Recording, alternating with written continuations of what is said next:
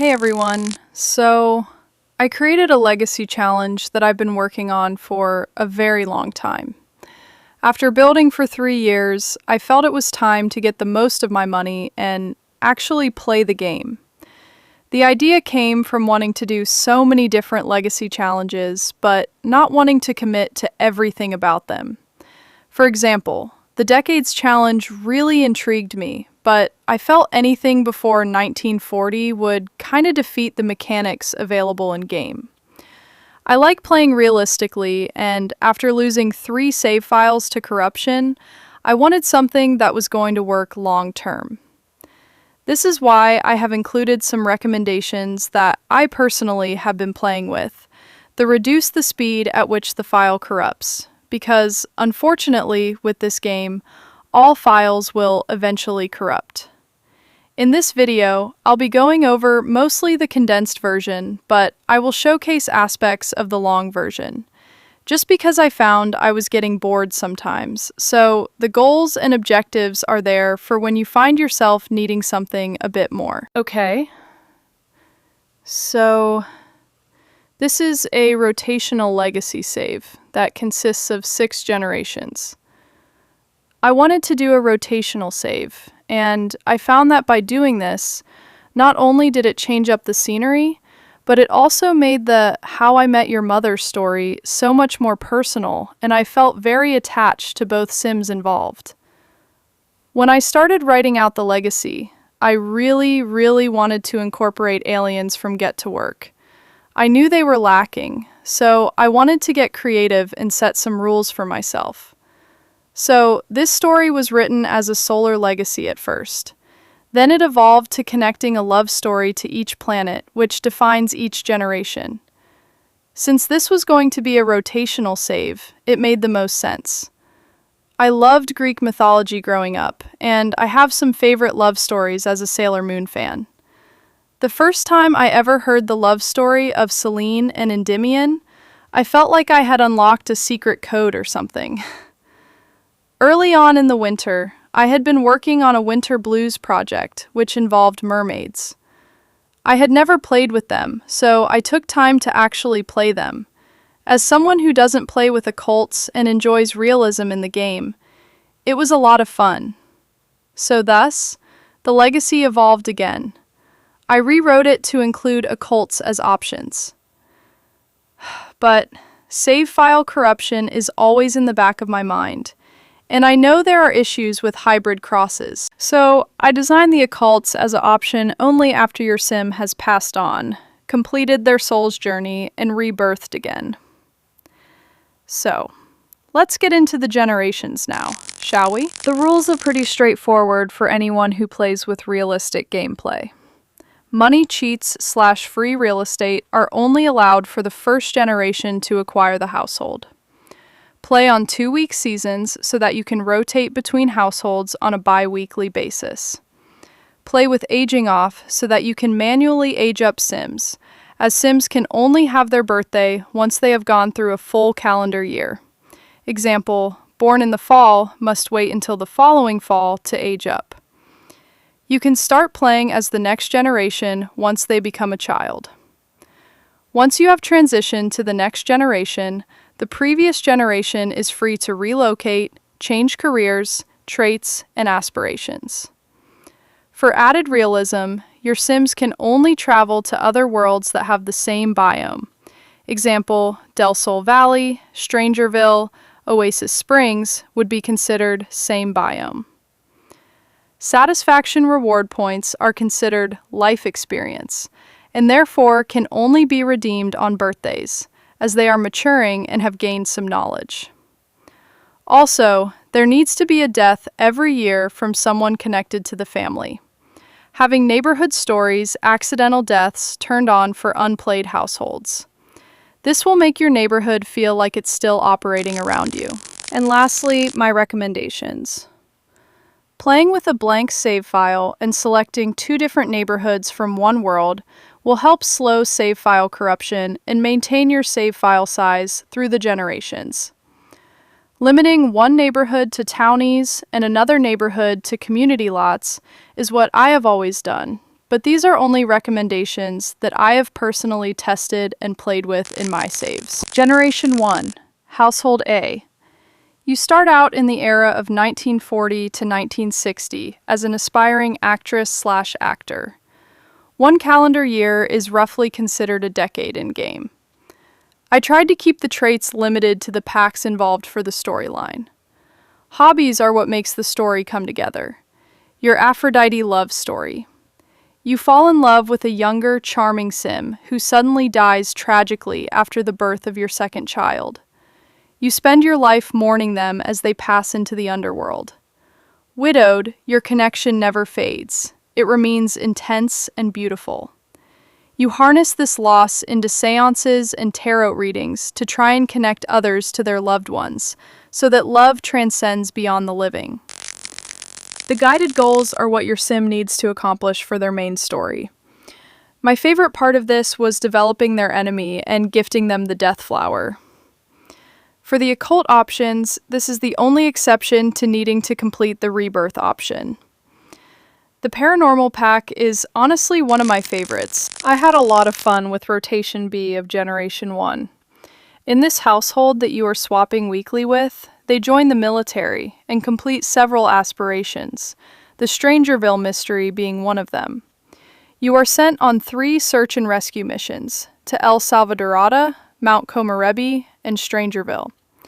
The goal is to have your sim pass during one of these missions, after they have met their spouse.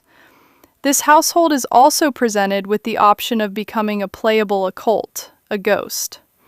Following the Adonis love story, you are only permitted to spend the same season in which you died in each calendar year with your family. The rest of the time, you need to live in the underworld. Following the rules now for the rest of the generations, you can only become a playable ghost once you have completed your soul's journey and rebirthed. This is to help keep the integrity for the rest of the generation's storylines. In my personal gameplay, for example, I am not interested in becoming a playable ghost. So I have this household still alive as far as Generation 4 currently. I do plan on having them pass and having Household A create a interest in seances, but I wanted to give you an idea how flexible these options are. Generation 2, Earth. This was the hardest love story, as there weren't many Greek mythology love stories I felt resonated with Earth. So this is open to interpretation if you feel there is one that is more fitting. This was one of my favorite generations to play with, as it really dives into cottage living and living off the land. This generation is bound to only selling items from their farm at a farmer's market in Henford. It really made the whole living in the moment thing feel real. Everything from produce, dairy, crafted items, all had to wait to be sold at the farmer's market on Sundays. The era is set in 1960 to 1980, and focuses a lot of making the most of what you make. This generation also incorporates a mini baby challenge, as you are required to have 6 children, all with different traits. I suggest jumping into the fair competitions as early as possible, as this took a while to complete. Now, this household. Household A has the option of becoming a fairy once they pass, but you must find the Sylvan Glade before dying in order to have this option. If you choose to become a fairy after completing your soul's journey and rebirthing, you must live in Innisgreen and can only meet with people you once knew from your life before in Sylvan Glade. For Household B, I had their love story be that they lived near each other and developed their love over time. This sim really lays into the eco lifestyle pack, as you are a tinkerer. I felt the 2 packs went really well with each other, and it was a lot of fun selling juice and candles at the farmer's market. For this rotation B, I put Evergreen Harbor, because I had it so that this sim's rotation started out in Evergreen Harbor. They do not share the same biomes, so this household moved to Henford once the sim became a child, and that is how they end up growing their romance over time in my gameplay. I also really wanted to play with a cow plant, so that is where one of the goals comes in, and I thought it would be really funny to have them fight anyone who tampers with their spouse's fair entries, as you will see. It can take a while. Now on to Generation 3, Mars, the Aries love story. In my current gameplay, I have my sim own and run a bakery, and let me tell you, the cupcake machine is awesome and gets some really good pastries. Eventually, later on, when I transition into Generation 4, I have this household purchase their own restaurant and use the Fame system. I tend to go back to previous households every now and then to play out a day or so here and there. I have bonds now with these households, and I still like to have them progress, especially when the following generation is still in the infant and toddler stages, because they are not playable yet. I also had this sim create a book club, since they are a bookworm, but I try not to focus on this too much in this video, because I believe the Hot Tea Legacy has this as one of their generations, and I don't want to take away from that. Household A in Generation 3 focuses on betrayal through sticking in a relationship even when they know they should leave. This generation is very romance-driven. The era is 1980 to 2000, and you start out in San Myshuno. Now, in Household B rotation, you play as a criminal. In my current gameplay, I have a criminal club. And to make it more immersive, a lot of the game prompts I will try to recreate in-game, and it's made it a lot of fun. For the legacy, I have listed Ciudad Enamorada, but since this is not the same biome, I give you the player to decide which of the two worlds, San Myshuno or that you would like to play in. This generation has the option of becoming an occult after they complete their soul's journey and rebirth. To make it more realistic, you must completely change your disguise and can only be in alien form while in sixam. To that, you must also find sixam in order to become an alien after you rebirth, making it more of a challenge. The rules for this occult I thought were pretty funny. You must erase all your enemies' minds, analyze any new love interests, and probe your most hated sim. Yikes! I'm going to do this a bit backwards, but this household for rotation B in Generation 4 is a very family-oriented sim who is in the food critic career, but aspires to be a famous painter. They are unflirty, making the challenge of rotation A being a love bug more challenging. They reside in Windenburg, and they, too like rotation A, grew up being driven by after-school activities. They are the same, yet complete opposites. Generation 4 is the current generation that I am on, and about to transition into Generation 5. I really wanted this generation to be a playable career, and so many people use the doctor career, which I have played before, so I opted for the detective career. Honestly, I've never laughed so hard, and I really like that it takes me to other neighbors' homes to investigate. 'Cause now that I'm in Generation 4, you have come to know the worlds around you, and honestly, it just makes it feel full circle. This generation must go through 3 to 4 heartbreaks before finding their soulmate, and spouse of their children. For an extra challenge, you must delete any newborn sims that are not triplets, as they are considered miscarriages or complicated births. Generation 4 is the Sun. The era takes place from 2000 to 2020 and resides in Copperdale, as this is one of the most jam-packed generations, always having some sort of after-school activity. Now, to tie in the love story, I felt this generation having the option to become a mermaid following the Helios love story.